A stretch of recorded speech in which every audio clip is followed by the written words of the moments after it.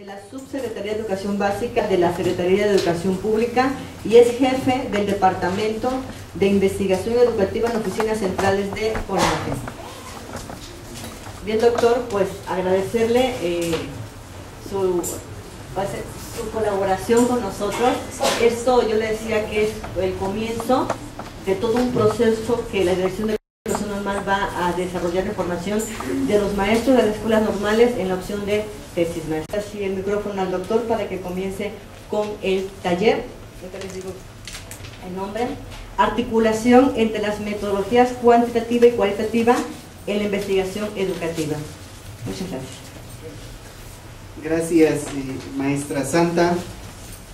Gracias, doctor Curberto, por habernos invitado. Maestras, maestros, les agradezco mucho. Buenos días, que estén aquí en este espacio en el que vamos a estar discutiendo y construyendo conocimientos en relación a la investigación y en particular a la articulación de lo cuantitativo y lo cualitativo que, de acuerdo con la información que tengo, en el curso de herramientas básicas hay una primera unidad destinada a abordar aspectos del enfoque cuantitativo.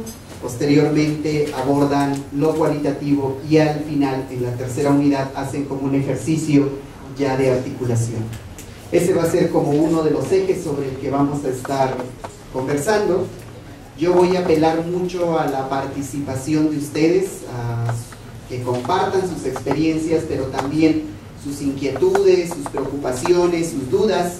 Habrá cuestiones que a lo mejor podremos resolver, habrá cuestiones que a lo mejor vamos a tener que tomar nota y abordarlas posteriormente. El otro tema que vamos a estar tocando mucho tiene que ver con la cuestión de la elaboración de la modalidad de tesis. ¿Qué es lo que significa elaborar una tesis? ¿Qué implicaciones metodológicas tiene? Y por ahí en algún documento que amablemente me compartió el departamento, estuve mirando también el planteamiento de algunos de ustedes en relación a darle una salida de tesina, lo cual también pudiera ser una alternativa, pero bueno, esas son decisiones que tomarán finalmente sus autoridades. Lo importante aquí será hacer una revisión, una construcción, un replanteamiento y un planteamiento de las cuestiones metodológicas. Creo que esta va a ser una oportunidad para poder reflexionar esa parte de la práctica. Y cuando uno tiene la oportunidad de poder reflexionar lo que hace como asesor de documentos recepcionales, de tesis, cuando uno acompaña proyectos de investigación, empiezan a surgir cuestiones muy interesantes como cómo es que se aprende a investigar sobre la propia práctica de investigación. Es decir, ¿qué tanto somos investigadores de nuestra práctica como asesores de la investigación? Un poco creo que ese va a ser el reto y ese va a ser el planteamiento de esta sesión. Y sobre eso yo les voy a pedir que ustedes puedan opinar, participar, compartir. Creo que el ejercicio de la construcción de conocimiento implica a veces cierta humildad para poder poner sobre la mesa lo que uno hace y al mismo tiempo también cierta capacidad de análisis para podernos cuestionar. Creo que va a ir por allí. Yo supongo, lo voy a plantear a nivel de supuesto, que vamos a tener la oportunidad de poder cuestionar algunas de las estructuras que ya tenemos muy construidas en este asunto de investigar. Así como ustedes, yo también asesoro tesis, y yo también tengo ya mi esquema de cómo asesorar las tesis, y ese esquema me sirve para que mis alumnos escriban la tesis. Pero la pregunta que yo siempre me estoy haciendo es, ¿escribir una tesis, presentar una tesis, significa construir conocimiento? ¿Qué tendríamos que hacer para que una tesis e incluso cualquiera de los otros dos documentos de las otras opciones para los estudiantes puedan ser una oportunidad de aprendizaje, porque no quiero hacer generalizaciones. A veces las generalizaciones resultan un tanto ofensivas, pero en este proceso de titulación, y por el origen histórico que tiene el proceso de titulación, muchas veces se convierte en un requisito para los estudiantes y en un requisito para los asesores. Los asesores a veces estamos más preocupados porque el estudiante escriba el documento recepcional, las 200 cuartillas, las 250, las 300, las que tenga que reunir mínimo para poder decir, ahora sí, tu documento ya está listo. Y cuando vamos a revisar los documentos, encontramos muchas prácticas con las que ustedes batallan, como por ejemplo, el copiado y el pegado, como por ejemplo, el planteamiento de resultados muy planos.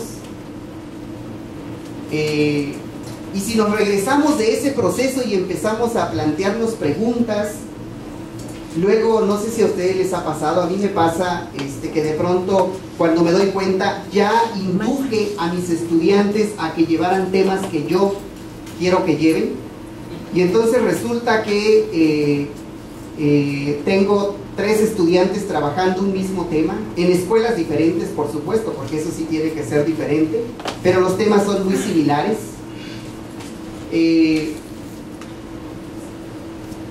No sé si les ha pasado, pero hay casos en que nosotros como asesores tenemos conflictos con los estudiantes y el estudiante pide un cambio de asesor y dice, yo ya no quiero estar con el maestro, con el doctor Zenón, porque me está haciendo bullying al estar haciendo la investigación. Situaciones como esas que se dan. Entonces vamos a tener la oportunidad también de poder reflexionar que el proceso de investigación es, además de ser un proceso de construcción de conocimiento, es decir, eminentemente cognitivo, es también un proceso actitudinal, es también un proceso de interacción. Hay unas cuestiones por ahí que están en el aire que yo espero que ustedes me ayuden a enriquecer.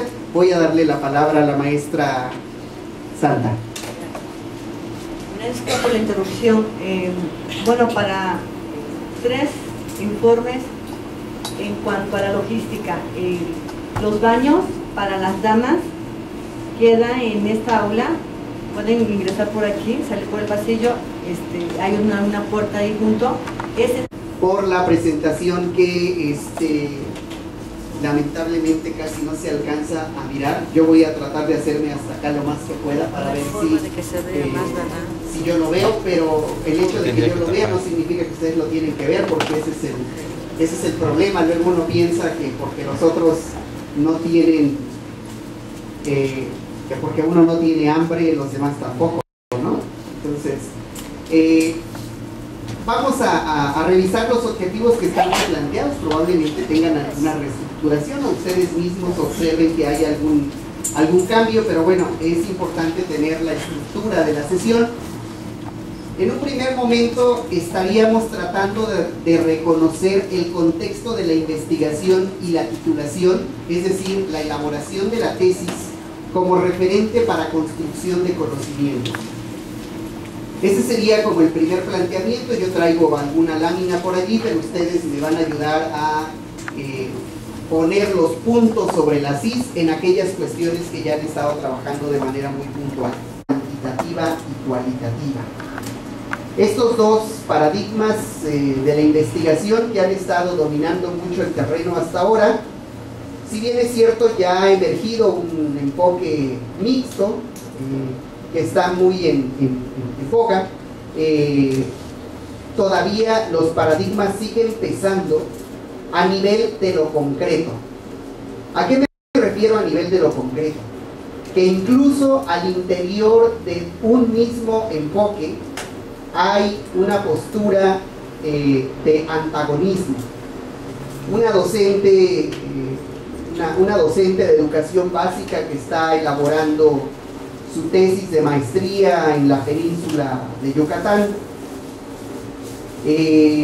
acordó con su asesor seguir el método etnográfico, pero al mismo tiempo ella es docente. Entonces ha puesto en práctica lo que ha venido construyendo como parte de la investigación. Cuando llega con el asesor y le dice, oye, encontré esto, el asesor le dice, ¿sabes qué? Tu método es etnografía, tu método no es investigación-acción, por lo tanto, eso que estás encontrando no lo puedes poner en la tesis, eso guárdalo para cuando estés en el doctorado.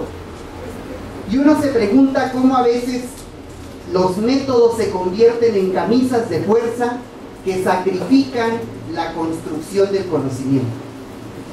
Y así como eso, seguramente ustedes habrán escuchado y habrán conocido de más casos en donde porque se planteó un método y de pronto se encuentra o se tiene otro hallazgo al que se llegó por otro método, ese hallazgo no se puede incorporar a la tesis o no se puede incorporar a los resultados. Esto que les estoy comentando, que parece ser una cuestión como muy simple, no tiene que ver más que con otra cosa que hemos llamado el puritanismo metodológico. Es decir, la metodología se convierte en una camisa de fuerza, lo reitero, y no en un recurso al servicio del investigador o del sujeto que revisando de lo que nosotros sabemos de estos dos enfoques y de cómo un enfoque puede dialogar con el otro.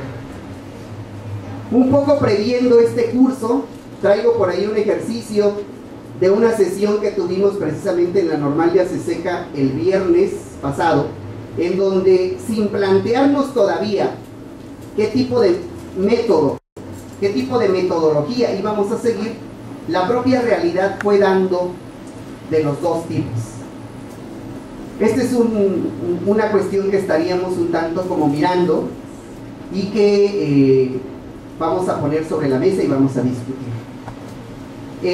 Una vez que hagamos este ejercicio, obviamente tenemos que hacer una caracterización, porque si bien es cierto que ahora estamos planteando la cuestión de ser más eclécticos, de tener una perspectiva mucho más holística, eso no significa que no sepamos una técnica, un método, a qué tipo de enfoque corresponde. O sea, eso lo tenemos que saber, desde luego que lo tendríamos que conocer. Y por último, el planteamiento es cerrar esta sesión con la aplicación a un caso. Lo dejo todavía muy abierto, muy general, porque dado los tiempos yo tendré que tener ahí como el pulso de la sesión después de la comida para poder plantear el caso y el alcance que pudiera tener este caso, en donde ustedes puedan visualizar cómo los dos enfoques metodológicos se articulan dependiendo de lo que queremos investigar y dependiendo del proceso de construcción de la investigación, porque hay dos cosas que creo que tenemos que tener muy claras. Una es lo que queremos y otra es lo que podemos. Y lo que podemos va surgiendo del proceso de la investigación. Quienes hemos hecho investigación nos damos cuenta que empezamos queriendo descubrir cuáles son las causas últimas de por qué los aprendizajes no funcionan en determinados contextos. Y a medida que vamos dialogando con el estudiante o con nuestro asesor, vamos recortando todo ese planteamiento ambicioso producto de nuestras ocurrencias, porque así inicia la investigación, hay que decirlo, todos tenemos ocurrencias para hacer investigación, y al final de cuentas termina siendo otra cosa, y uno dice, a ver, pero ¿cómo fue que llegué a esto? Bueno, yo pensaría en esas dos cuestiones, pero no dejo ni descarto lo que decía yo hace rato. Habemos asesores que orillamos a nuestros estudiantes a que investiguen eso, porque eso es algo que nosotros ya sabemos, porque eso es algo que nosotros ya conocemos, y cuando hay alguna dificultad, pues ya sabemos cómo resolverlo. Asesorar un proyecto de investigación implica dos grandes competencias. Una tiene que ver con lo metodológico y otra tiene que ver con el conocimiento del tema. En algunos casos hemos trabajado bajo el supuesto de que con ser buen metodólogo yo puedo asesorar temas que no conozco, pero la realidad no siempre funciona así. Hay veces que se requiere tener cierto conocimiento del tema y entonces tenemos que ir a revisar el marco referencial y teórico sobre el que el estudiante se está poniendo. Pero bueno, también hemos desarrollado otras competencias para ir un tanto como no necesariamente leyendo todo, sino haciendo lecturas panónicas. ¿Qué preguntas les vienen a la mente? ¿Qué inquietudes? ¿Qué preocupaciones?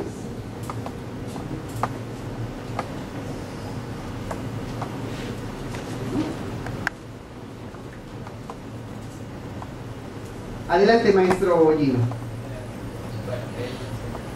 lo que menciona es cierto. Cuando asesoramos, tendemos a imponer nuestro punto de vista. Finalmente somos el asesor, somos la última firma.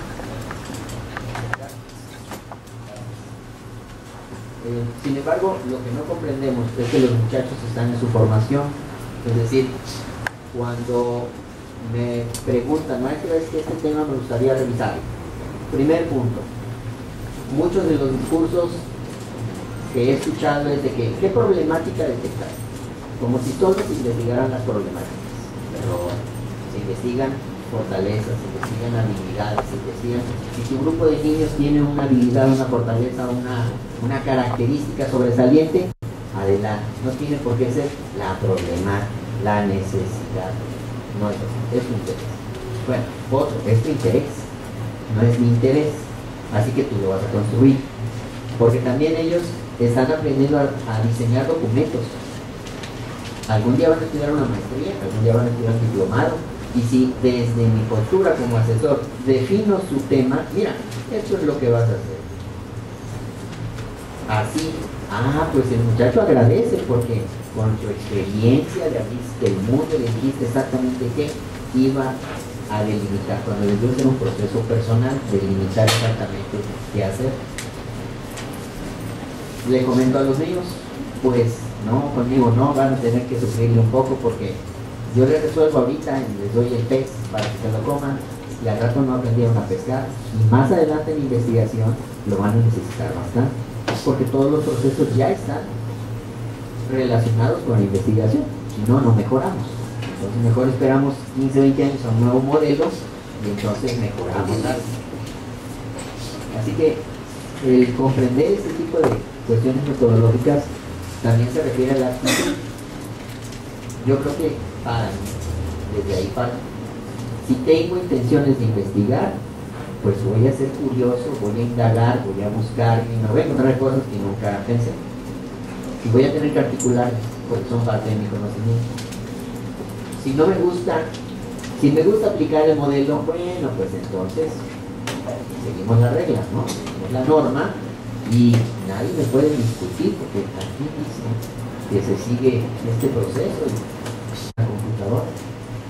Quienes fueron decían, a ver, primero conectas, primero esto, primero esto, y después los que aprendimos por necesidad, sabíamos que ya debía estar conectado, ni sabíamos que llevaba regulador, era aprenderlo y escribir, y en la actualidad pues se tuvieron que modificar muchas cosas, a tal caso que ahora las computadoras en su mayoría ya traen su propio regulador, y ya nosotros hacemos diferentes procesos.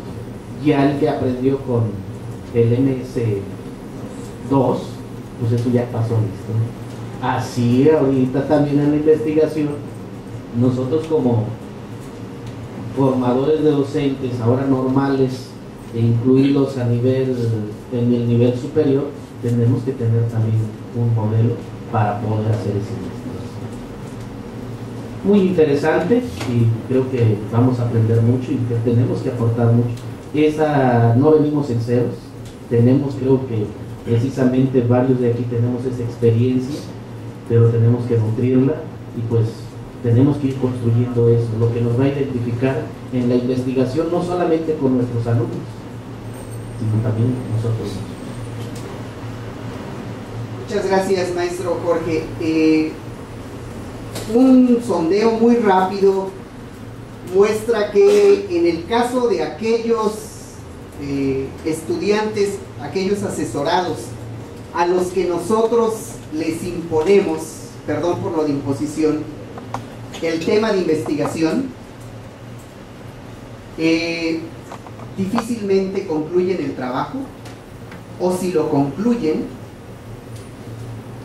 es porque ustedes tuvieron que estar allí, dedicándole mucho tiempo a este estudiante para que pudiese terminar el trabajo. Parece ser que los estudiantes que concluyen el trabajo recepcional son aquellos que por su propia cuenta, con una asesoría, deciden cuál es su tema y cuentan con un acompañamiento. Yo le llamaría un acompañamiento equilibrado, en donde el asesor mantiene cierta distancia cuando el asesorado lo requiere, o donde el asesor a veces se hace a un lado. Y a veces el asesor está allí presente. Fíjense cómo el proceso de asesoría, esto que dice el maestro Gino, implica dejar que el estudiante sufra un poco. Obviamente este sufrimiento cognitivo, por así decirlo. Pero además, una cosa que no tenemos que olvidar del otro punto que el maestro Gino menciona es, para muchos estudiantes, si no es que para la mayoría, como resultó para muchos de nosotros, la elaboración del documento recepcional, llámese tesis o llámese la modalidad que sea, resulta ser muy estresante. Y entonces, no a todos los estresa igual. Hay algunos estudiantes que se estresan más y requieren como de más acompañamiento, y hay otros que se estresan menos y requerimos darles seguridad. ¿Qué es fundamental en este primer momento? El conocimiento del asesorado. En mi experiencia primero de asesor de tesis presenciales y luego ahora de asesor virtual, casi la primera asesoría la dedico a conocer al estudiante, a saber qué hacen, por qué eligió ese tema,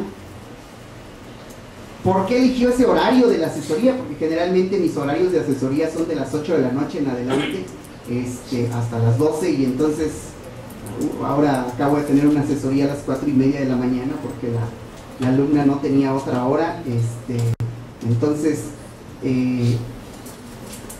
¿hasta qué tanto podemos conocer al estudiante y hasta qué tanto ese conocimiento nos puede ayudar?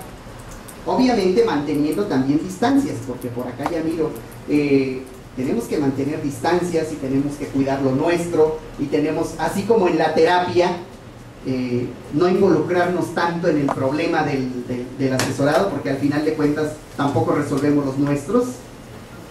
Pero un primer principio que creo que me parece fundamental reafirmar tiene que ver con el conocimiento que como asesores tenemos de quienes estamos asesorando. Y no es el conocimiento nada más cognitivo, Hay algunos posgrados que tienen un instrumento, un cuestionario que hacen que llenen los estudiantes para que el asesor más o menos sepa quiénes son. Pero a mí me parece que la parte fundamental tiene que ver con la interacción que uno tiene. Al principio, para quienes se están involucrando, que creo que son los menos, al principio uno le tiene que dedicar más tiempo. A medida que uno va avanzando y va encontrando ciertas herramientas, ciertas estrategias, ya no le dedica tanto tiempo. Pero quiero compartirles aquí que mis primeros asesorados, eran tiempos en los que yo todavía no estaba casado, significaban irme a encerrar a la escuela con ellos, uno tras otro. Y luego mi novia, ahora mi esposa, me decía, oye, ¿estás loco? ¿Cómo es posible que te vas todo el tiempo a la escuela? Bueno, es que para mí era fundamental esta parte de poder estar con ellos y de poderlos estar acompañando. Muchas veces hay que ayudarlos a escribir. Y esto suena complejo porque uno dice, a ver, lo tienes que dejar, ¿cómo es que le vas a ayudar a escribir? Sí, hay que ayudarles a escribir los objetivos, por ejemplo. Hay que ayudarles a escribir el problema. Hay que ayudarles a escribir la pregunta de investigación. Y después ya uno los deja, porque les clarifica, mira, estos son los dos conceptos fundamentales sobre los que vas a estar trabajando. Y entonces ya tienen como más claridad de esto. A mí me llama mucho la atención cuando en este proceso de asesoría un estudiante me decía muy angustiado, oye, es que no encuentro mis dos conceptos, nada más tengo uno, ¿qué hago con el otro? Pues hay que buscarlo, hay que construirlo, esto que decía el maestro. Esa es como la primera parte que creo que en el tema de las herramientas básicas de investigación es fundamental. Dar un curso de herramientas de investigación no es lo mismo que dar una clase de teoría de la educación, ¿eh? Yo creo que ustedes ya se dieron muy bien cuenta de eso. Dar un curso de teoría de la educación, yo creo que también tenemos algunas fallas de cómo damos teoría de la educación, pero las herramientas de investigación significan hacer que el estudiante haga algo que se llama investigar.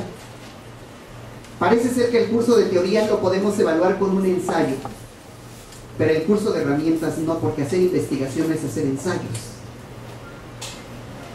Por eso implica otro tipo de competencia, por eso implica otro tipo de actitudes, por eso implica otro tipo de docente. Por eso ahí es donde retomo la idea de Paulo Freire en el sentido de que el docente que va a hacer acompañamiento en herramientas básicas de investigación y particularmente en la elaboración de la tesis, tiene que ser un docente fundamentalmente humano. ¿Y qué significa ser humano? Ser humano significa, en principio, reconocerse como alguien, así como lo dice Freire, incompleto. Es decir, no sé todo. Muchos de los conflictos que se dan entre asesor y asesorado, no siempre por esto, pero se dan porque muchas veces el asesor tiene la idea de que como lo sabe todo, ¿cómo es posible que el estudiante le va a cuestionar? Pero esto no se da a nivel consciente. Esa es la maravilla de la práctica docente y de la práctica de investigación, que no somos conscientes de lo que hacemos como asesores, ¿eh?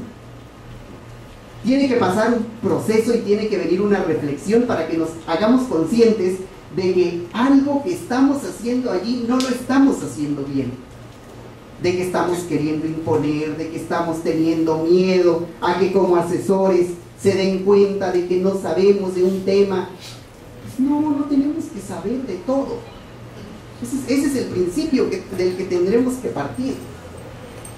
Por eso también la primera sesión yo uso mucho el cuestionamiento y pregunto mucho, oye, ¿y por qué esto? ¿Y por qué aquello? ¿Y por qué para acá? ¿Y cómo fue que decidiste esto? Y a ver, explícame eso que tú sabes, porque ahora los estudiantes nos sacan temas muy complejos. Por ejemplo, el e-learning. ¿Alguien ha escuchado ese tema? ¿Quién de aquí ha escuchado hablar del e-learning? Levante la mano. Así alta. Bueno, 4 o 5. Los demás no. Cuando a mí me lo presentaron, yo dije, a ver, primero explícame de qué se trata. Y en un esquema de asesor tradicional, bueno, sí, debí de haber leído antes de esto, pero lo que leí no me satisfizo y dije, él debe tenerlo más claro porque ya lleva tiempo escribiéndolo. En un esquema de asesor tradicional esto cuesta, y entonces a veces uno le cambia el tema al estudiante cuando ya lleva un trayecto recorrido. Ese sería un primer. Algo que no tenemos que perder de vista. A mí me parece fundamental lo que decía el maestro Jorge, el hecho de que ahora vayamos a tener tesis, probablemente tesinas en la normal. A mí me parece fundamental, porque desde mi punto de vista, con mucho respeto a mis colegas normalistas, la normal tiene una gran ventaja. Nos hace que dominemos la práctica al dedillo, dice el lenguaje coloquial. Pero hay un vacío en este dominio de la práctica, que es la capacidad de reflexionar críticamente la práctica. Probablemente alguien puede refutarme y decírmelo con toda la libertad: estás equivocado, porque sí hay análisis de la práctica, sí hay observación. Pero a mí me parece que no es un problema ni tan siquiera del plan de estudios, es un problema de la tradición. Y la tradición no obedece al plan de estudios, la tradición obedece a los orígenes del normalismo. y obedece a muchos años atrás. Entonces, esta oportunidad que ustedes van a tener de poder propiciar que los docentes hagan este análisis crítico de su propia práctica, traducido en una tesina o traducido en una tesis, va a permitir que tengamos, como yo diría, el otro filo de la navaja que le falta a la formación, salud, a la formación del normalista. Si alguien no está de acuerdo conmigo, con toda confianza puede decírmelo, y eso a mí me serviría de conocimiento previo para poder iniciar, poder continuar. Yo creo que sí me oigo, ¿no? Adelante, maestra Laura. Bueno, gracias. Yo comparto absolutamente el punto de vista del doctor, porque creo que algo que nos falta a veces en los trabajos es la sistematización también. Y no solo eso, también la divulgación. Todo se queda en el confort, todo se queda en la academia y no trasciende. Y creo que esta es una gran oportunidad de mostrarle a los jóvenes que lo que hace uno merece y debe trascender. No solo se debe quedar en un documento. Y también con las nuevas formas políticas que tenemos nosotros los docentes de incursionar en la investigación. Actualmente las políticas de PROMED, por ejemplo, por parte de la SED, nos están obligando a que dirijamos tesis, pero no solo eso, que asesoremos o coasesoremos, que tutoremos.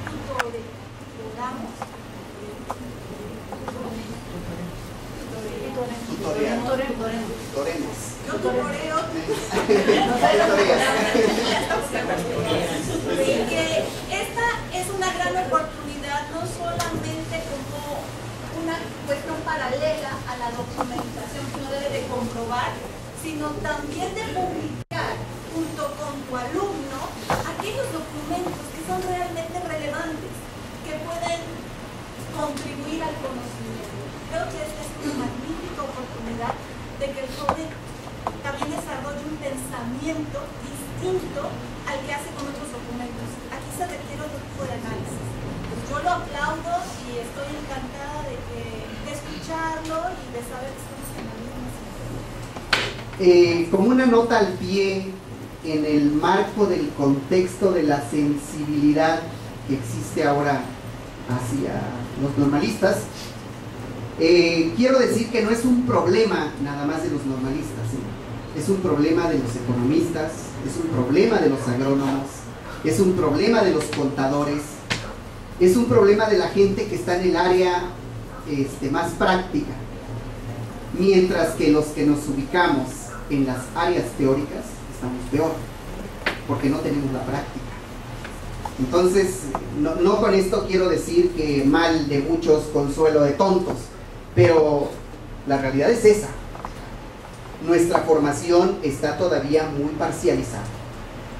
Para esto quiero resaltar una de las competencias genéricas que tienen ustedes en el Plan de Estudios 2012. Disculpadme que no se alcance a mirar, la leo. Usa su pensamiento crítico y creativo para la solución de problemas y la toma de decisiones. Soy muy dado a tomar casos de la vida cotidiana, en donde la toma de decisiones es muy compleja. Ustedes tienen ahora en el plan de estudios el enfoque de competencias. El enfoque de competencias implica trabajo por proyectos, pero tienen también dentro del plan de estudios algo que se llama acercamiento a la práctica. ¿Cómo le llaman? ¿Sí es acercamiento a la práctica? Bien, los estudiantes van a ver, o sea, el profesor les da todo este enfoque de competencias. El profesor, el catedrático, ustedes mismos de la normal, les da todo este enfoque y les dice: mira, es que las competencias ya no son lo mismo que los objetivos. Yo diría que hay que leer a Jimeno Sacristán. Pero de todas maneras el estudiante ya lleva acá otro chip y dice: sí es cierto, ya no es lo mismo, son competencias, son proyectos. Llega al aula en donde hace el acercamiento, observa al profesor, y el profesor está trabajando matemáticas, bueno, ahora se llaman desafíos matemáticos, está trabajando español, está trabajando ciencias naturales. Su primer conflicto es: ¿cómo es posible que acá el profesor me dice una cosa y en el aula está sucediendo otra? Bueno, sigue su curso, porque con todas esas contradicciones el estudiante tiene que seguir. Llega el momento en que tiene que intervenir, y entonces va con el profesor, el mismo profesor que observó, y le dice: oye, dame los temas que voy a trabajar. Porque además no puede meter ruido en el orden de los temas que ya tiene el profesor. Y las condiciones, el contexto, lo orillan a que termine trabajando por asignatura en lugar de trabajar por proyecto. Por eso yo digo que cuando ustedes tienen esta competencia, usa su pensamiento crítico y creativo para la solución de problemas. Implica romper con esa tradición que está insertada en la escuela. Muy probablemente el profesor que está allí tiene 5 diplomados en competencias, pero resulta que lo que hace es lo que está estructurado en el programa. Eso implica tomar decisiones. Tomar decisiones implica desde preguntarle al profesor: oiga, ¿y si hacemos algo diferente a lo que usted hace? ¿Qué creen que diga el profesor? El profesor de grupo. ¿Mandé? No, porque ya está su planeación. No, porque ya tiene una planeación. Sí, efectivamente. Igual, muchachos, no. Somos laicos, gratuitos y obligatorios. Recuerda, escuela pública. Ok, pero bueno, ese era solamente un ejemplo de donde el docente, el futuro docente, en esta formación inicial que ustedes le están dando, tiene que tomar decisiones. Después, imagínense todas las complicaciones del contexto donde los padres de primer año quieren que los niños, sus hijos, lleven planas para demostrar que realmente llenan cuadernos. Acá en el contexto urbano, probablemente las situaciones son diferentes, pero romper la tradición implica tomar decisiones. Una segunda, aprende de manera permanente. En la plática que yo he tenido con quienes son profesores, yo mismo, nos hemos dado cuenta que el aprendizaje, y lo dicen a veces ya con cierta normalidad, el aprendizaje inicia cuando uno está en el campo. Y entonces la pregunta es: ¿qué sucedió mientras estabas en la escuela? ¿Qué tipo de formación se te dio en la escuela? A lo mejor a veces no son tan ¿cómo se puede decir?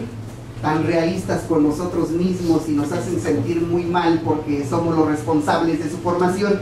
Pero ¿qué tantas herramientas les estamos dando para el aprendizaje permanente? La investigación allí encaja. Y aprender de manera permanente significa leer, efectivamente. Significa saber leer, comprender lo que lee uno. Pero también significa saber seleccionar lo que uno lee. Y también significa preguntarse: ¿qué de eso que estoy leyendo tiene relación con lo que estoy haciendo, con lo que estoy viendo, con lo que estoy viviendo? Ese tipo de planteamientos ahí me parece que es donde encaja precisamente la investigación, porque entonces investigar no es hacer un documento recepcional. Investigar es todo el proceso que muchas veces no está. Ya vimos que la delimitación, hay herramientas para la delimitación, hay técnicas para la delimitación, y en ese sentido, lo que plantean los maestros de la resistencia ante los procesos estadísticos, yo considero, y lo pongo entre comillas para que no, voy a tratar de no dar recetas, pero sí sugerencias, estrategias. La estadística es una muy buena herramienta para la delimitación del problema. Así sea un cuestionario de 5 preguntas que ustedes apliquen a los sujetos y que luego los sistematicen. Van a mirar tendencias, van a mirar frecuencias, van a mirar vacíos, van a mirar elementos que están detonando algo que está saltando, algo que por ahí no está bien, algo que requiere investigarse. Efectivamente hay metodologías y hay técnicas, hay herramientas muy sofisticadas para trabajar la parte estadística, como el SPSS, como las bases de datos en Access. Yo trabajo lo más básico, que es las bases de datos en Excel, pero arrojan elementos fundamentales de lo que es el asunto. Las fronteras en el tema de la asesoría de tesis son muy sensibles. Hace rato yo dije imponemos temas, pero también a ustedes les ha tocado como asesores que logran despertar el interés en el estudiante por el tema que ustedes manejan, que al final de cuentas es una imposición no tan violenta. Es un ejercicio de violencia simbólica, dice Bourdieu, pero hay muchos que estamos muy contentos con que nuestros asesores nos hayan llevado por esa ruta. Una porque facilitó la asesoría y otra porque nos llevaron a descubrir cosas que nosotros no sabíamos. Entonces, por eso digo que las fronteras son muy sensibles. Uno tiene que tener mucho cuidado para saber cuándo está imponiendo y cuándo realmente lo que está haciendo es despertando el interés en el estudiante por ese tema en particular, que al final de cuentas termina siendo un excelente trabajo, ¿no? Digo, como para que nos sintamos un poco reconfortados y no nos sintamos tan mal. O sea, no todas las cosas las hacemos mal.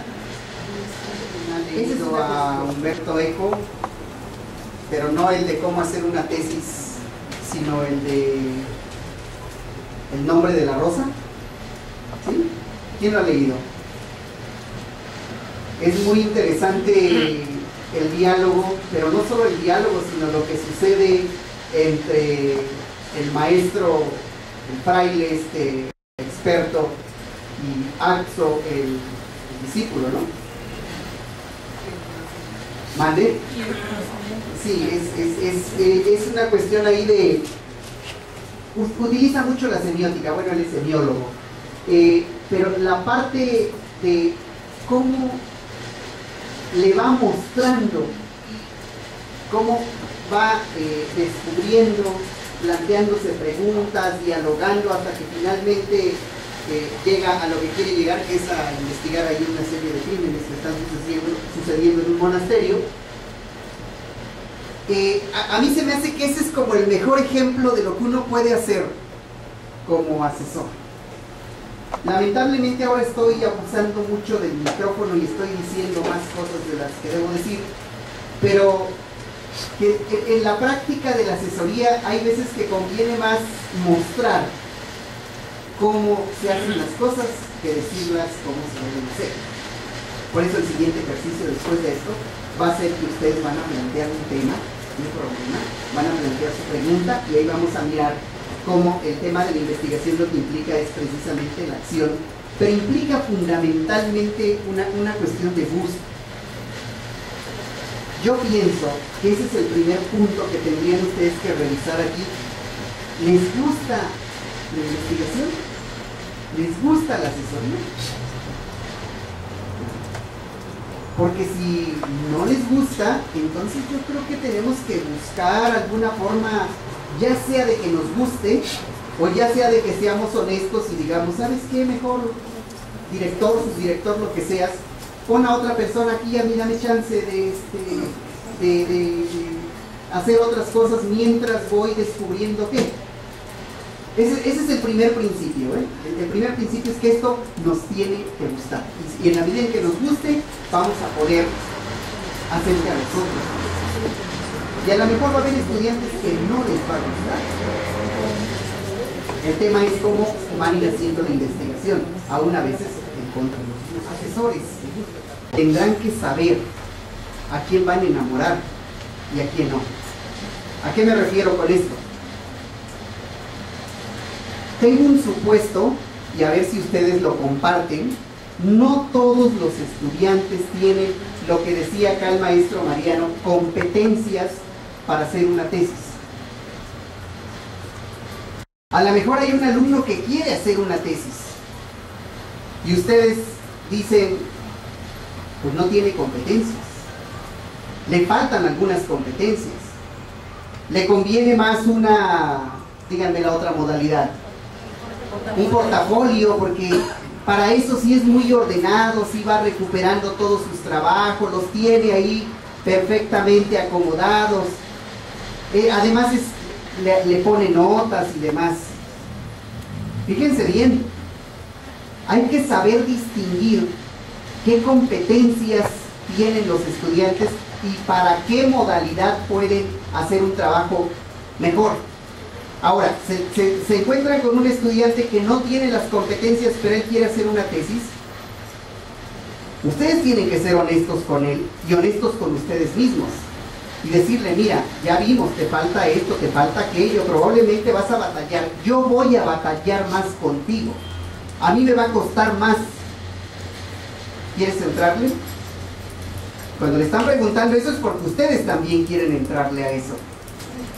Es muy importante que podamos tener como este mapeo de qué competencias se requieren para hacer determinada modalidad, porque de eso va a depender. Nosotros cuando estamos en la asesoría, desde la primera nos damos cuenta. Y casi desde la primera, segunda, tercera, sabemos quién va a terminar la tesis y quién no la va a terminar. Y a veces nosotros sí tenemos que ser honestos con ellos. Bueno, en mi caso, que yo trabajo por asesoría en el sector privado, yo sí le digo, mira, te voy a cobrar, te van a cobrar tantas asesorías, no vas a terminar la tesis. Tú dime qué hacemos. La gente tiene que saber de esto, pero eso parte del asunto de identificar las competencias que se requieren dependiendo de la modalidad. Probablemente no alcancemos a delimitar estas competencias en esta sesión, pero sí quisiera que ustedes se quedaran también con esa pregunta. Requerimos ser sistemáticos. Requiere ser sistemático el estudiante y requerimos ser sistemáticos nosotros. Como asesores se requiere sistematicidad. Habemos algunos que somos muy despistados o tenemos tantas cosas en la cabeza que se nos olvida que platicamos en la sesión anterior con el asesorado. Por eso es recomendable, y no sé si lo tienen planteado en alguno de los documentos normativos o lo han hecho en la práctica, llevar una bitácora de la asesoría. Y esa bitácora de la asesoría tiene que cerrar con tareas. Y lo que al asesorado le tiene que quedar muy claro es cuáles son sus tareas de aquí a la próxima asesoría. Efectivamente, otra cosa que nos sucede a veces en los vicios que tenemos como asesores, lo que menciona el maestro, pensamos que la asesoría es dar la clase. No, porque el estudiante no quiere escuchar los rollos teóricos. Yo creo que eso ya lo tiene como, si no manejado, por lo menos. Esto a lo que yo me refiero de ser honestos con ellos y decirles qué falta, tiene que ver con una experiencia personal. Asesoré en maestría y había estas tres opciones. Un chico dijo, yo quiero hacer una tesina. En aquellos momentos yo no reflexioné mucho esta parte de las competencias que requería y lo dejé que siguiera su curso, muy entusiasmado, trabajó mucho, pero la sistematicidad, la capacidad de análisis y síntesis, que es una de las competencias fundamentales de la tesina o de la tesis, no la tenía. Yo no diría desarrollada para dejarlo como que el desarrollo se da en absoluto, sino tenía limitaciones en ese aspecto si no concluyó el documento. A esto es a lo que me refiero, que tenemos que ser honestos con ellos. Yo creo que van a darse casos en los que tendremos que manejar esto, o van a darse casos de estudiantes que nosotros observamos con estas capacidades, pero que se quieren ir a hacer un portafolio y que yo como asesor sí le voy a poder sugerir, oye, mira, yo observo que por lo que tú has hecho, los trabajos que has escrito, la experiencia que he tenido en las clases que te he dado, considero que puedes hacer esto, y lo podemos invitar. Ojo, tenemos que tener mucho cuidado con el asunto de partir de los intereses de los estudiantes, porque el interés se construye, así como el interés en el niño se construye, en el estudiante de la normal también se construye. Al principio él puede decir, yo quiero esta modalidad porque ha escuchado que es más fácil, o porque ha escuchado que es un documento que le va a gustar, pero no necesariamente eso puede corresponder a su interés real. El interés, yo creo que ahí no conozco muy bien la malla curricular, lo que ustedes sí conocen con más detalle. Hay un momento en el que pueden ir tomando esas decisiones y en el que ustedes, o no necesariamente ustedes, sino los maestros que están en estas experiencias pueden irlos orientando. Al final de cuentas, yo decía, tenemos que ser pragmáticos. Es decir, tenemos que mirar, fulano de tal tiene capacidades para esto, vamos apoyándole en eso. Ya le dijimos al chico, ¿sabes qué? Mira, vas a tener muchas dificultades, no necesariamente en el caso de la tesina, también puede ser en el caso del portafolio. Vas a tener mucha dificultad porque te cuesta mucho documentar, no tienes las notas, y él insiste, obviamente que vamos a seguir con él, pero hay que tener la claridad de lo que va a implicar ese proceso y podérselo con otras tesis, otros portafolios, otros análisis de casos, otros análisis de prácticas, y sepan y tengan como un referente de a dónde van a llegar. Cuando uno empieza a revisar esto siempre dice, pero es que mira, aquí le faltó esto, le faltó aquello. Evidentemente no son productos perfectos, no están acabados totalmente, ya sirvieron para que se presentaran, pero sirven como para tener un panorama y los chicos se vayan con una idea de qué es lo que van a escribir al final de cuentas. ¿Alguna otra pregunta? Adelante, maestra. Este tema que tiene también que ver con lo que planteaba el maestro Jorge hace rato. Estoy dando aquí como algunas cuestiones prácticas.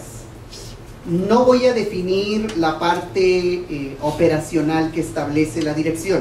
Eso está planteado en los lineamientos, está planteado en las orientaciones y muy probablemente se generará otros documentos a nivel estatal.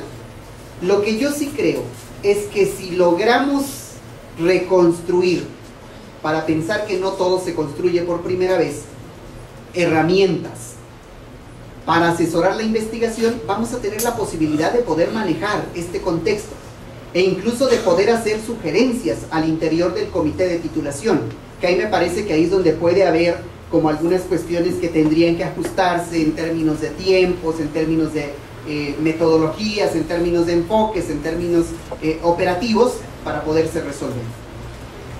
Quiero recuperar una intervención también desde hace rato, no recuerdo exactamente quién lo dijo, y lo último que decía el maestro Alfonso.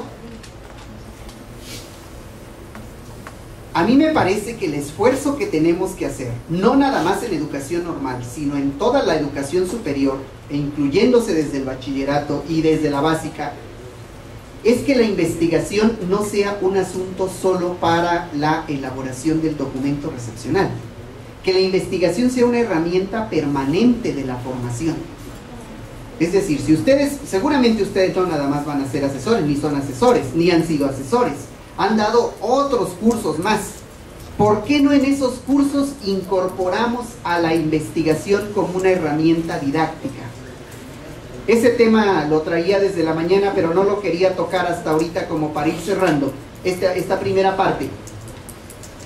Si a los estudiantes les enseñamos a plantearse preguntas, si a los estudiantes los enseñamos a documentar la realidad y lo escrito, los enseñamos a que vayan a buscar bases de artículos, bases de revistas electrónicas, los enseñamos a que hagan cuestionarios, no nada más para hacer la investigación, sino para saber, a ver qué teorías de la educación conocen los chicos que están ya en el séptimo semestre, y que eso lo pregunten los que están llegando, y que luego eso lo pongan en una grafiquita, y perdón por lo de grafiquita sin demeritar a los estadísticos, y lo sistematicen, y empiecen a generar inferencias.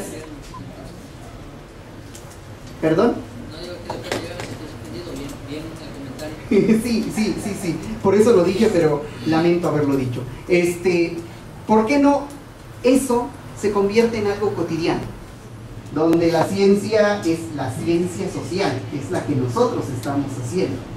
Y entonces eso implica pensarse en el nivel en el que muchas veces no alcanzamos a pensarnos, porque como somos sociales y como trabajamos con personas, y entonces esto no tiene rigor.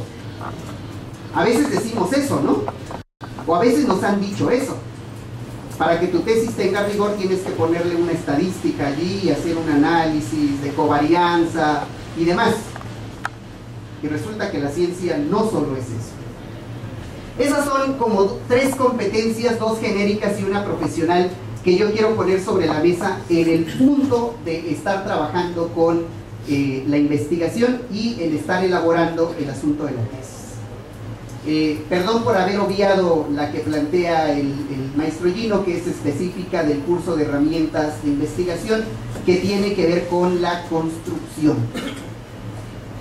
Con la construcción del conocimiento y la construcción del proceso investigativo. Comentábamos el posicionamiento ontoepistemológico.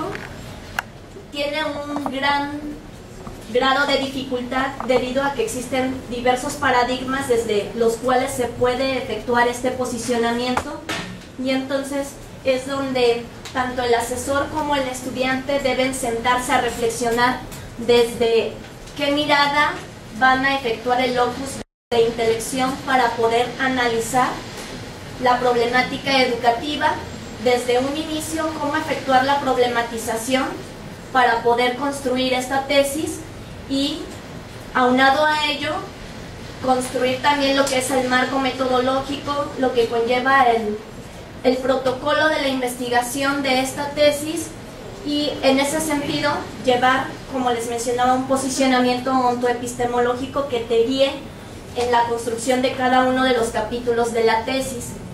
Y sabiendo que existen diversos paradigmas, bueno, también lo que implica el paradigma cualitativo, lo que implica el paradigma cuantitativo, lo que implica la investigación experimental, la cuasi experimental, la no experimental. Entonces, ¿desde dónde se va a efectuar el análisis de la problemática educativa y la investigación documental? Si se va a efectuar investigación de campo, qué herramientas analíticas se van a emplear para la construcción de la tesis, pero también para el análisis de la misma, desde el capítulo 1, donde ya se tiene que efectuar el estado del arte o el estado de conocimiento, hasta el final. Y como parte de las dificultades de los asesorados, me falta el tercer punto de los docentes, también comentábamos la poca o nula experiencia en elaboración de tesis, porque algunos hemos elaborado una tesis, otros tal vez no hemos elaborado tesis, o se tiene poco acercamiento con la construcción de tesis, y entonces si uno como asesor tiene poca experiencia para elaborar una tesis, entonces para asesorar a un estudiante en la elaboración de una tesis radica mayor dificultad. Respecto a las dificultades de los asesorados, comentábamos las actitudes de rechazo por parte de ellos, porque si se les van a dar 3 opciones para que ellos elijan con cuál quieren irse para titularse, comentábamos que tal vez ningún estudiante o muy pocos sean los que elijan la modalidad de tesis, y todos se vayan por lo que sea más sencillo, más fácil o más práctico para ellos. También las actitudes de apatía que existen en varios de los estudiantes. Para la investigación documental, comentábamos que una de las dificultades es que a muchos de nuestros estudiantes no les gusta leer, no les gusta investigar, quieren hacer todo muy fácil, o lo de nada más copiar y pegar, no leen lo que están investigando y solo quieren, en este caso, plagiar lo que otras personas ya elaboraron. Asimismo, las habilidades para la problematización y la argumentación. Si a nosotros como asesores se nos dificulta y también no tenemos muy desarrolladas estas habilidades en los documentos que hemos elaborado o en la tesis que hemos realizado, bueno, a nuestros estudiantes se dificulta. El equipo de los maestros puso esto del posicionamiento ontoepistemológico. Allí es donde empiezan a surgir las inquietudes, ¿qué es eso de la ontología y la epistemología, la filosofía y demás?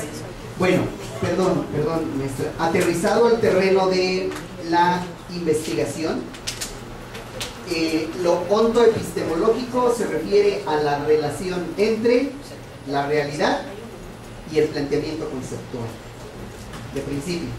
A lo mejor alguien va a decir, es que la epistemología es más, sí, efectivamente es más, pero tiene que ver con la última dificultad que señalan de habilidades para la problematización. Nos cuesta tanto plantear el problema de investigación porque todos, absolutamente todos, tenemos ya supuestos acá en la cabecita de qué es la realidad. Por eso, como una primera aproximación a la articulación entre los dos tipos de metodología, lo que plantea la investigación cuantitativa con un peso muy fuerte positivista en el sentido de que el investigador tiene que partir de la realidad sin ponerle etiquetas, no es posible. No es posible porque, como lo dice Bourdieu en ese documento que ustedes leyeron, aún el cuestionario aparentemente más neutral tiene atrás un supuesto teórico. O sea, cuando uno plantea una pregunta, la pregunta necesariamente ya está esperando un tipo de respuesta. Y sobre todo las preguntas de los cuestionarios, que son cerradas, ¿no? En donde no hay mucha opción como para decir es esto o es aquello, sino ya son las opciones que están planteadas. Ahora imagínense una pregunta abierta. Una pregunta abierta también ya está suponiendo una posible respuesta. Cuando se plantea una pregunta se hace con base en una teoría preconstruida. Nada más para fines didácticos señalo, podemos hablar de dos tipos de teoría. Una es como la teoría teórica, válgase la redundancia, la que está escrita en los libros, eso que leyeron en Bourdieu. Y la otra es la teoría implícita, la teoría tácita, lo que ya sabemos, no sabemos dónde lo leímos, no sabemos dónde lo aprendimos, pero son principios. Un ejemplo de esa teoría es, para hacer una investigación hay que partir de un problema. Por allá el maestro Gino, ya no lo miro, decía que no necesariamente se parten de problemas. Yo no quise cuestionar esa parte, voy a esperar a ver si regresa para que lo podamos conversar. A eso se refiere lo ontoepistemológico. Nosotros no somos institutos como asesores. Algo que yo he hecho, que me ha ayudado un poco a ser sistemático con mis errores, es hacer rúbricas. Entonces, cuando hacen el primer apartado del capítulo de la introducción, escribo una rúbrica de las características que debe reunir ese apartado. Y les mando la rúbrica y les presento la rúbrica y me peleo con la rúbrica. Y después me regreso a reelaborar la rúbrica y me di cuenta que a la hora de hacer la rúbrica dejé de lado un aspecto que era fundamental. Pero por lo menos tuve un punto de referencia. Y esto no va a estar en un manual. O sea, no existe un manual para ser asesor aunque las escuelas lo hagan, El manual ayuda, pero no resuelve las particularidades. Lo que resuelve las particularidades es la capacidad de reflexión sobre la práctica. Ojo, si queremos que nuestros estudiantes reflexionen sobre su práctica y ésta se mire reflejada en el documento de tesis o en cualquiera de los otros documentos, nosotros tenemos que ser reflexivos sobre nuestra práctica asesora. Y tenemos que ser reflexivos sobre nuestra práctica docente. No crean que tampoco reflexionar sobre la práctica asesora es una cosa que se va a hacer por decreto a partir de ahorita, no. O sea, si ya tenemos cierta capacidad para reflexionar sobre nuestra práctica docente, vamos a echar mano de esas herramientas para poder reflexionar sobre la práctica asesora. Esto es a lo que se refiere muy acertadamente. Quiero celebrar esta parte cuando hablan de la construcción del sujeto investigador. Uno dice, a ver, ¿qué significa eso de construir sujetos investigadores?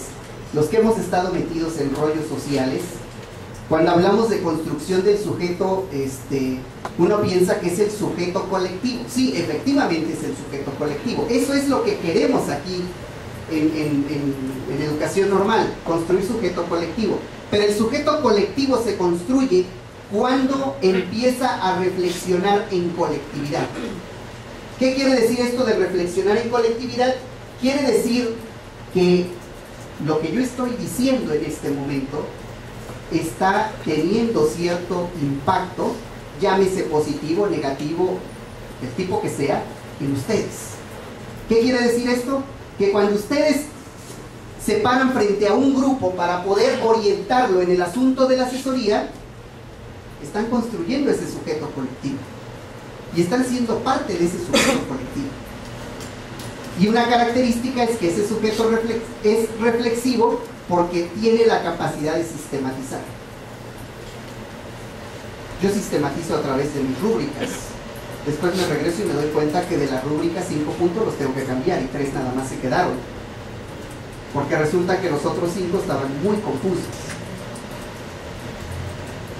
¿Qué significa esto? Significa que tenemos que reconocer que hay cosas en las que a lo mejor tenemos que cambiar algunas formas de asesorar y de acompañar. Nosotros tratamos de hacer una reflexión de las deficiencias o carencias en un momento dado observadas al momento de realizar nuestra asesoría dentro del aula o como formadores en el área de herramientas de la investigación. En nuestro equipo, los 4 consideramos que hemos observado que de las competencias que nos marca nuestro programa, los alumnos o el programa mismo da por hecho ciertas competencias que los chicos no las tienen, como cuáles: el no saber leer, escribir, redactar, la capacidad de análisis, síntesis, que nuestro programa da por hecho que ya lo tienen, que da por ende que ellos ya tienen esas competencias formadas a lo largo de 4 semestres anteriores. Y al enfrentarnos en el aula nos damos cuenta que no. También consideramos la falta de documentación del mismo alumno, el miedo a la página en blanco, documentar la experiencia. Es decir, compartía la maestra Claudia que ella dentro de su trabajo docente le pide a sus alumnos que cada uno de los apartados, introducción, objetivos, planteamientos de problema, justificación y más, ellos se atrevan a redactar, a escribir cada uno de esos apartados, y ella así da la oportunidad de perder el miedo a escribir, a redactar sus experiencias. ¿Bien, maestra? También se considera la falta de sistematización de la propia información. Situarse que el alumno y el docente, tutor, sitúe su tarea fundamental como futuros docentes. Nos enfrentamos, o lo analizábamos así en nuestra mesa, que la chica, al estar ya en un aula con un tutor, este mismo tutor a veces lo limita, no le permite llevar su práctica docente a más allá, es decir, fuera de su aula. La chica luego tiene ideas de trabajar ciertos temas y el propio tutor lo limita. Entonces nosotros dentro del aula, como asesores de investigación, vemos precisamente esa falta de oportunidad a la docente en formación, ¿no? La vemos que no ha tenido esa oportunidad de aterrizar sus propias ideas en su propia práctica docente, válgase la redundancia. También que sentimos que hay esa carencia de contextualizarnos, de situar a nuestra docente en formación, e incluso ahorita lo analizamos también nosotros mismos como asesores, situarnos en qué contexto estamos parados, a quién estamos formando primeramente y quiénes somos nosotros como formadores. Ahora, retomando precisamente esas deficiencias o carencias como docentes, o dificultades, como nosotros le consideramos. A veces el gusto por un determinado tema como asesores nos lleva a limitar a nuestras propias asesoradas. Si hay un tema que la chica tiene preferencia de analizar, de investigar, a veces nosotros lo cuarteamos y viene a raíz a lo mejor también de nuestros gustos o de nuestras propias deficiencias.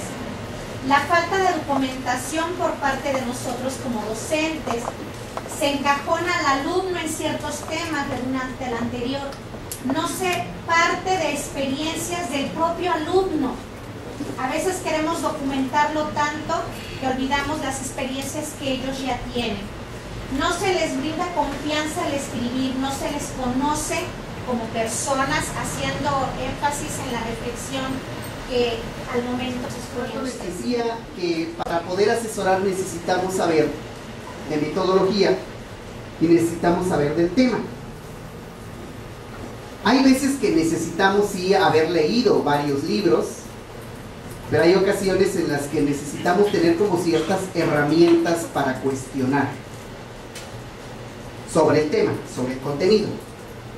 El problema que plantean acá los maestros, no saber leer, no saber escribir, redactar, creo que es un problema al que nos enfrentamos siempre que hacemos una tesis, ¿no? ¿A qué creen que se debe? Porque además la maestra señalaba algo que yo creo que va a ser algo que va a estar muy latente ahora, o está latente ya, en el sentido de decir, es que ya estuvieron en primer semestre, ya vieron esto, ya en segundo semestre vieron esto otro, ya en tercer semestre vieron esto otro, y llegan a quinto, sexto semestre con el mismo problema. Es como el maestro de tercer año de primaria que le echa la culpa al de primero que no le enseñó a leer al niño. ¿A qué creen que se debe?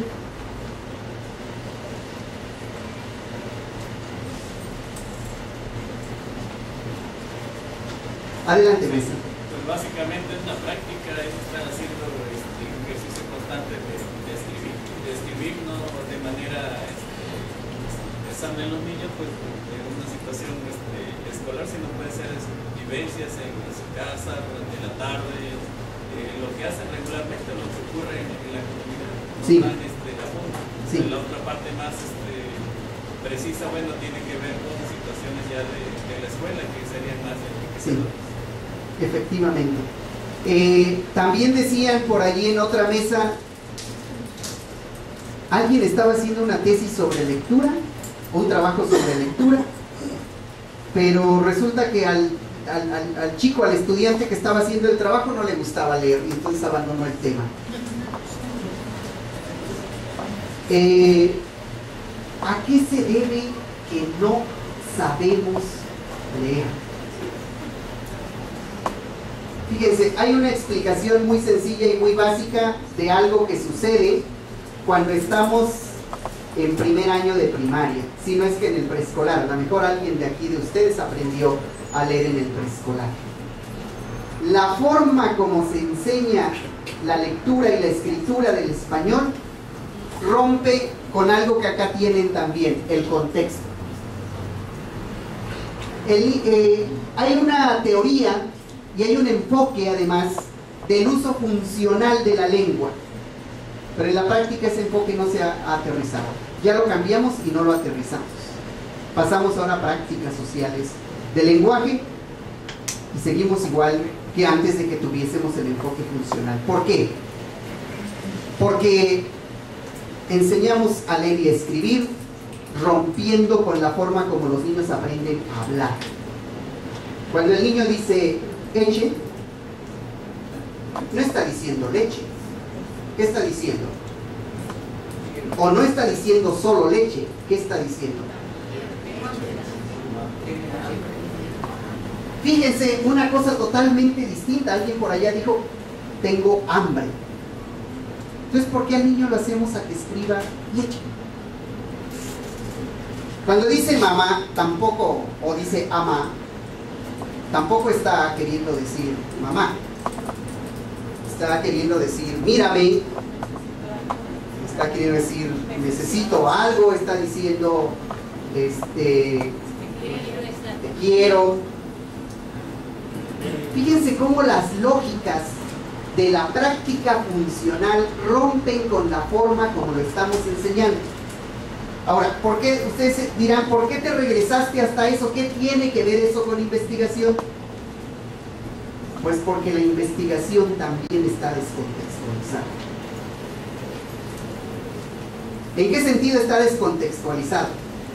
Cuando el estudiante viene con nosotros y se nos acerca para que vamos a ser sus asesores de tesis, en la primera asesoría no quiere salir con un tema, con un problema, no quiere salir mucho menos con un índice, no quiere salir con una estructura. ¿Qué quiere?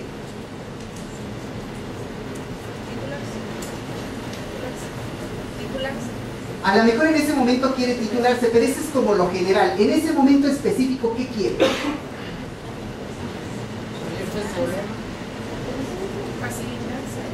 ¿Mande? Sí. Quiere empezar a construir claridad sobre qué relajos es esto de la tesis, del trabajo recepcional. O sea, a veces, muchas veces va con ustedes nada más para ver cómo son y decir, a ver si me conviene, a ver si me cae, a ver si me convence, a ver si es cuate. ¿Por qué no empezar precisamente por allí? Y entonces, efectivamente, partir de la experiencia de los alumnos. Otro problema nada más para resaltarlo de lo que mencionan acá. Nuestros estudiantes no tienen herramientas para documentar la práctica. Batallamos mucho, y no estoy hablando nada más de educación, en otras áreas, para que puedan escribir un pequeño diario de 5 renglones de lo que observaron en el aula. Y luego las observaciones son muy generales, muy vagas. Más que observaciones son interpretaciones de lo que ellos piensan, suponen que sucedió allí. ¿Cómo los ayudamos a que aterricen? ¿Qué hacemos cuando nos presentan esto? Llevar establecidos aspectos que se van a observar ya delimitados, porque se pierde la observación y pones cosas poco relevantes. Ajá. Que no nos sirven mucho como elementos básicos para reformular o para guiar la práctica. Sí. Fíjense, primero tenemos que hacer guiones de observación y a lo mejor formarlos en hacer guiones y en registrar eso. A lo mejor eso no les va a servir porque resulta que su tema es otra cosa que no han observado, pero cuando vayan ya sobre su tema van a tener ciertas herramientas para poder decir, la maestra fulana estaba cerrando los ojos a la hora en la que yo estaba diciendo esto, pero estaba cerrando los ojos, no estaba durmiendo. A lo mejor yo pregunto algo y me responde rapidísimo. ¿Sí me explico? Cómo los supuestos están mediando mucho el tema de la documentación, del registro de lo que está pasando en la realidad. Es el proceso que hace el estudiante desde que se plantea qué va a conocer, cómo lo va a conocer, qué herramientas va a generar, cómo va a sistematizar, qué aprende de eso que está investigando a diferencia de lo que yo estoy diciendo en este momento. Ese es un poco como el proceso de investigación, es hacerse crítico, es generar pensamiento crítico, es generar pensamiento analítico, es generar pensamiento sintético, es generar sensibilidad. Ahí está la parte de la actitud, sensibilidad ante el conocimiento. Salud. Yo he visto, no lo he visto en primaria, los niños de primaria parece que ustedes no lo sufren tanto con sus alumnos, o si alguien de aquí está frente a grupo en primaria. Los niños de primaria todavía como que se interesan más por el conocimiento, pero vayan a cualquier secundaria, vayan a cualquier bachillerato y van a ver que los chicos, desde la forma como se paran, o sea, uno ya los ve que están totalmente apáticos. ¿Por qué tienen esa actitud? Pues porque nosotros se las hemos generado. Los maestros, para evitarnos problemas, hemos hecho lo que yo estoy haciendo ahora, habla y habla y habla, y los dejamos que no haga nada, no les damos la oportunidad de que piensen, no les damos la oportunidad de que reflexiones, y entonces caen en esta apatía terrible ante el conocimiento. Nosotros podemos generar y revertir. El ejercicio que sigue es ir construyendo la concreción. El problema que tenemos en la investigación es que somos muy generales, hacemos planteamientos muy generales. Entonces les voy a poner un ejemplo. Una dificultad que identificó acá el equipo es falta de claridad en el planteamiento del problema de investigación. Ya tengo mi tema. Mi tema es el planteamiento del problema de investigación. Bueno, ese es el principio del tema. Puede ser todavía más específico. El planteamiento del problema de investigación en los alumnos de, ¿qué semestre? Quinto semestre de del grupo, porque además luego hay varios grupos, ¿no? Del grupo 1 o del grupo A de la Escuela Normal Carlos A. Carrillo. Ese es mi tema. Durante el ciclo, exactamente, para saber el tiempo, durante los meses le voy a poner, por ejemplo, de, ¿qué será? Marzo, agosto 2015. Ese es mi tema. El tema tiene el qué voy a investigar, tiene dónde, con quiénes y cuándo. Por lo menos esas 4 cosas. Las voy a repetir. El tema de investigación tiene qué, cuándo, con quiénes, dónde. No es el orden en el que yo les estoy diciendo, el orden en el que ustedes lo van a escribir. Ahí ya le buscarán la forma de ordenarlo. Incluso puede haber alguien, o yo puedo escoger otro tema, por ejemplo la redacción. Pero la redacción ¿de qué? O sea, la redacción es muy general todavía. Igual le ponemos los otros 3 elementos. Y luego van a poner mínimo 3 problemáticas relacionadas con la falta de claridad con el planteamiento del problema de investigación. No problemáticas de otra cosa, sino del planteamiento del problema de investigación. Por ejemplo,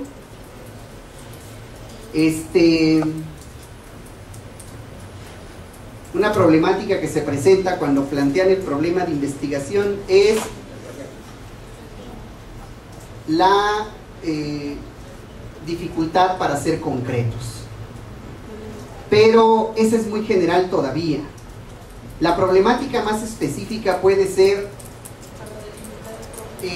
los estudiantes tienen problemas para delimitar el problema. Por ejemplo, y puedo poner un ejemplo, un estudiante quería trabajar sobre matemáticas y nada más ponía matemáticas. Le costaba decir qué de las matemáticas, en qué nivel, en qué grado, qué tema, qué contenido. ¿Sí me explico?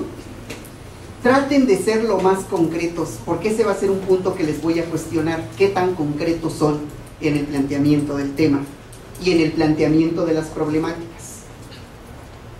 Pueden poner fortalezas, pero si van a poner fortalezas, las fortalezas tienen que servir para plantear el problema. Fíjense que yo espero poder cambiar este principio si es que estoy equivocado. La investigación implica construir problemas. ¿Por qué? Porque lo que queremos es construir conocimiento. No sé si aquí varios de ustedes que han sido asesores de tesis les ha tocado que los estudiantes ya tienen las propuestas y no tienen el problema. Ya tienen la solución, pero no saben cuál es el problema. Porque estuvieron en porque han dado ese curso, porque han trabajado con eso y han probado ya que el método onomatopéyico es el mejor método para enseñar a leer y escribir. Pero ¿dónde está el problema? ¿Dónde está la necesidad? ¿Qué fue lo que dio origen a esa construcción del conocimiento? Hacer investigación es, como lo dice Bourdieu, construir conocimiento, pero para construir conocimiento hay que encontrar el desequilibrio en las estructuras mentales de la gente. Fíjense, eso es lo interesante. Yo puedo mirar que mis estudiantes se llevan un mes construyendo el problema cuando lo deben hacer en una semana. Por ejemplo, estoy diciendo una ocurrencia. Pero ese no es el problema. El problema de investigación es cuando yo analizo, cuando yo construyo conceptualmente acá, eso que estoy mirando relacionado con investigaciones previas. Estoy un poco como mostrándoles el panorama de la complejidad para que puedan, para que yo pueda ser honesto con ustedes y decirles que el ejercicio que vamos a hacer es una probadita de la investigación, no es la receta para hacer la investigación. Esto tiene muchos otros ingredientes y muchas otras formas de prepararse. Vamos a esa parte del ejercicio. ¿Les parece? El tema y 3 problemáticas, y si quieren agreguen fortalezas, agreguen cuestiones que están haciendo bien o que están sucediendo bien allí, y vemos cómo nos ayuda a plantear el problema. Ahorita les pasamos una lámina para que también lo escriban. Ahora les voy a pedir que a la lámina sí le escriban los nombres de los participantes. Antes, por favor, fíjense que en el trabajo en equipo es complejo, porque dentro del equipo hay gente que tiene como claridad del asunto, o tiene voluntad, o tiene disposición, y dice, a ver, ya, tenemos el problema es este, y los demás empiezan a seguirle la corriente. Así como hay gente que tiene voluntad, tiene disposición, tiene capacidad para empezar, hay gente que como que se queda a la expectativa, ¿no? Está esperando a ver quién es el primero que habla, quién es el primero que empieza a dirigir. Yo no voy a pedirles que nombren un relator, un moderador, ni nada de eso, porque creo que ya somos todos adultos y personas capaces, perdón, no quiero ofender.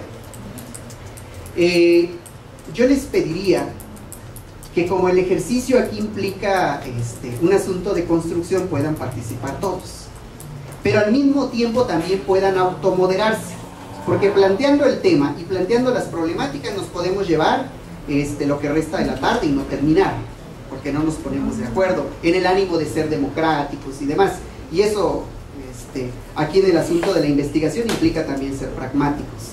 Entonces lo único que yo les pido es que haya participación de todos, y que si experiencia de los estudiantes para aplicar métodos y enfoques de investigación en los cursos del 1º al 4º semestre, y la tercera, que sería la falta de oportunidades en la participación del desarrollo de investigaciones en los diferentes cursos de la malla curricular. Pregunta: ¿cuáles son las causas o motivos por los que existe confusión entre los elementos del método y el enfoque de investigación por parte de los estudiantes? Muy bien. ¿Comentarios?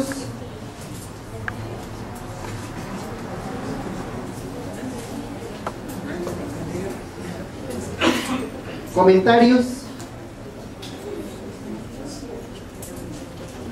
Dudas, preguntas también pueden plantear al equipo.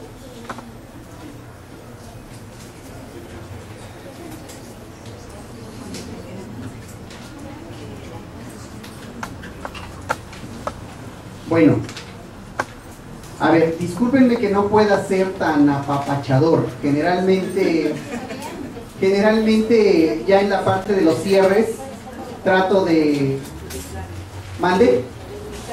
ubicar, pero también a veces como de apapachar, pero hacer. Hace rato vimos la concreción de las problemáticas, que es solamente una de las características de las problemáticas.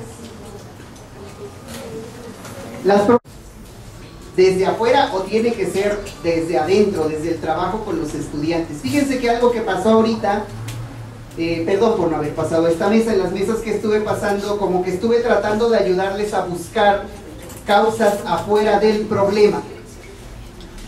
Aquí creo que sucede lo mismo. La escasa experiencia de los estudiantes para aplicar métodos la falta de oportunidades en la participación del desarrollo de investigación en los diferentes cursos en la malla curricular. Aquí hay una problemática pertinente, fíjense bien.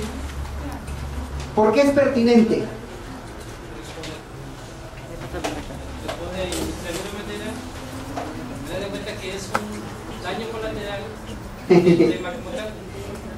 Eso, estamos buscando daños colaterales. ¿Qué quiere decir esto de daños colaterales? ¿Para qué buscamos daños colaterales? Maestro Marco, ¿para qué? Para buscar nuevas alternativas de investigación. Fíjense nada más lo interesante. A ver, ¿escucharon al maestro Marco? ¿Para qué? Para buscar otras alternativas. Para buscar alternativas en la construcción del conocimiento. O sea, el hecho de estar problematizando, no creen que es una ocurrencia mía, ni nada más la gana de estarles fregando y decirles es que sus problemáticas no son pertinentes, que sus problemáticas no son concretas. Si no tienen estas características, no llevan a la construcción del conocimiento. Pero aquí sucede algo muy interesante, que nos sucede a todos cuando hacemos investigación. Ya tenían la problemática pertinente las maestras, pero cuando llegaron a la pregunta de investigación, ¿qué pasó? ¿Qué pasó? Se perdieron. Díganlo, no se van a ofender. Sí, nos perdemos. La pregunta de investigación está como si no existieran problemáticas. ¿Por qué está como si no existieran problemáticas?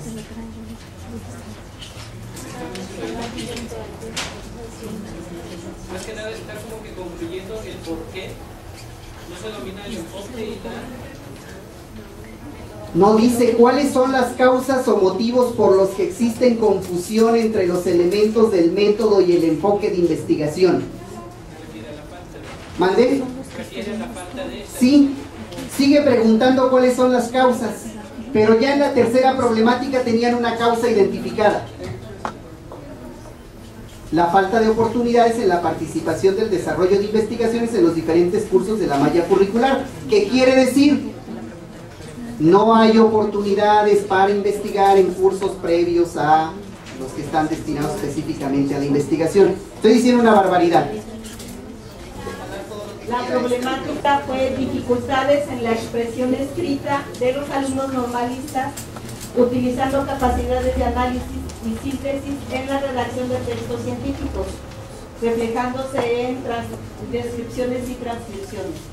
Nuestra pregunta de investigación es ¿de qué manera influye la ausencia de estrategias didácticas del docente en el desarrollo de competencias básicas para la redacción de textos científicos en el proceso de elaboración de tesis de los alumnos del quinto semestre de la licenciatura en educación preescolar del Instituto de Educación Superior Nada fácil. del ciclo escolar 2014-2015?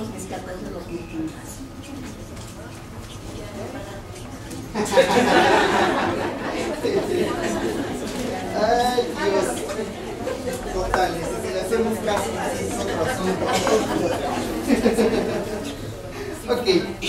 Bueno, el equipo ya no le dio tiempo que aplicaran una corrección que ya les había hecho.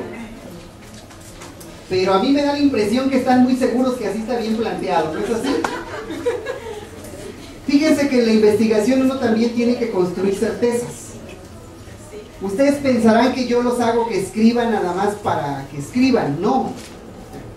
Porque pasar de las ideas a la escritura es un proceso.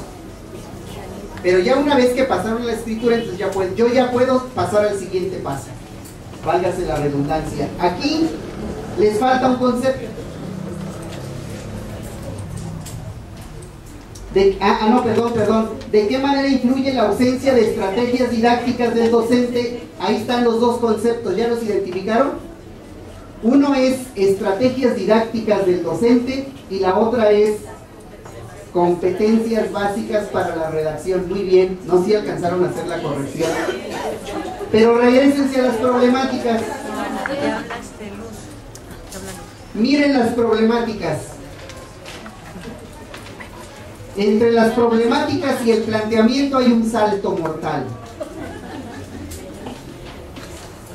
Las problemáticas son muy concretas, muy puntuales, muy específicas y, perdón por lo que voy a decir, muy simples. y de ahí saltar a la pregunta de investigación, la pregunta sería, ¿cómo lo hicieron? Acá tenemos una problemática. Les quedó bien, exactamente. Pero, Aquí está sí. la problemática. Dificultades en la expresión escrita de los alumnos normalistas utilizando capacidades de análisis y síntesis en la redacción de textos científicos. Pero análisis y síntesis no son todas las competencias.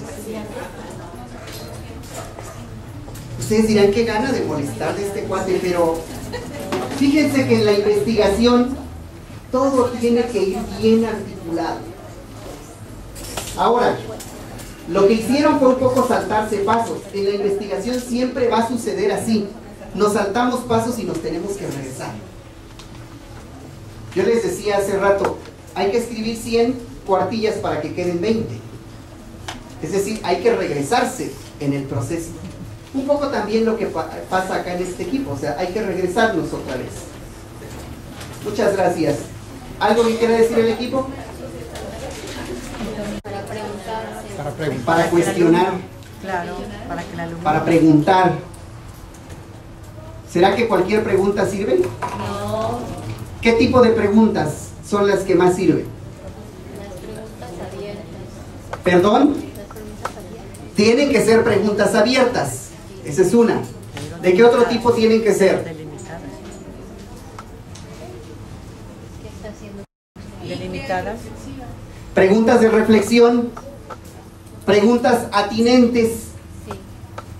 ¿Cómo se llama a esta gente que luego dice las cosas así? Asertivas. Esa es una habilidad del asesor. Si el asesor no es asertivo, pues no va a propiciar que el estudiante delimite. Muy bien. Vamos a otro equipo. Comentarios, algo que quieran decir con toda confianza, ¿eh? Vamos a alguno de los equipos que están acá. ¿Les parece? Los estudiantes tienen problemas para poder redactar el documento recepcional, tales como fluidez, coherencia e hilación. Los estudiantes tienen dificultades para concretar lo que piensan y la forma en que redactan sus ideas. Dificultad para aplicar los procesos superiores, análisis, síntesis, reflexión y crítica, imposibilitando la fundamentación de su documento recepcional. Pregunta de investigación.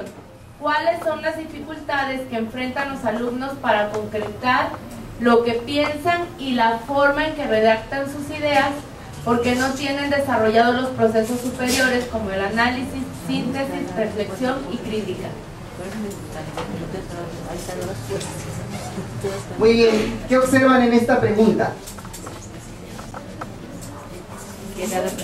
Que la pregunta tiene una respuesta. Maestro, adelante. Sí, La esa es pregunta una. tiene respuesta. Maestro Gino. Ahí está la respuesta. Muchos elementos que podrían generar distintas, para tejer líneas de investigación. Ok. Del concepto que está básico y derivados al concepto. Aparte están dando respuesta a la pregunta dentro de la misma pregunta. Sí. Bueno, generalmente las preguntas de investigación bien delimitadas, bien construidas, al correlacionar dos conceptos ya tienen una posible respuesta. Pero aquí hay un problema de redacción. Hay un problema de redacción cuando dicen cuáles son las dificultades que enfrentan los alumnos para concretar lo que piensan y la forma en que redactan sus ideas, porque no tienen desarrollados los procesos superiores. La pregunta debió haber sido: ¿cuál es la relación entre las dificultades que enfrentan los alumnos para concretar lo que piensan y el desarrollo de los procesos superiores? Bueno, pero lo que pasa es que ya les estaba presionando y entonces bajo presión no escribimos lo que pensamos. ¿Otro equipo? Profesorado de las escuelas normales del estado de Veracruz a partir de la implementación del Plan de Estudios 2012. La problemática. El docente no tiene registro de la práctica educativa como diario, bitácora o portafolio de evidencias que le permita hacer un análisis y reflexión de lo sucedido en el aula. 2. El docente que elabora un diario, bitácora o portafolio de evidencias no realiza la sistematización para poder llegar a una autoevaluación. 3. Los docentes no hacen investigación que ayuden a atender las problemáticas presentes en el aula, como la falta de colaboración de sus alumnos. Pregunta: ¿cuál es el impacto que tiene el registro de la práctica educativa y la sistematización de la información en la investigación que realiza el profesorado de las escuelas normales en el estado de Veracruz a partir de la implementación del Plan de Estudios 2002? Muy bien.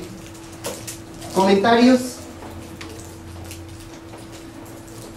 Probablemente lo que hay que delimitar es la parte de la investigación, pero están presentes los dos conceptos entre los que se establecen las relaciones. Muchas gracias. Gracias, maestros, pueden bajar sus láminas.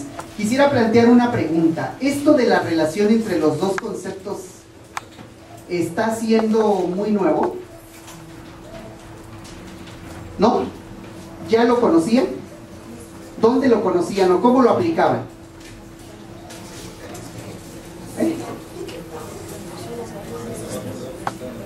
La maestra acá dice algo muy cierto. Eso eran las variables. Efectivamente, esas eran las variables. Pero acá ya no son variables. ¿Por qué no son variables? O yo no lo estoy manejando como variables. Esto no significa que alguno de ustedes no pueda hacerlo.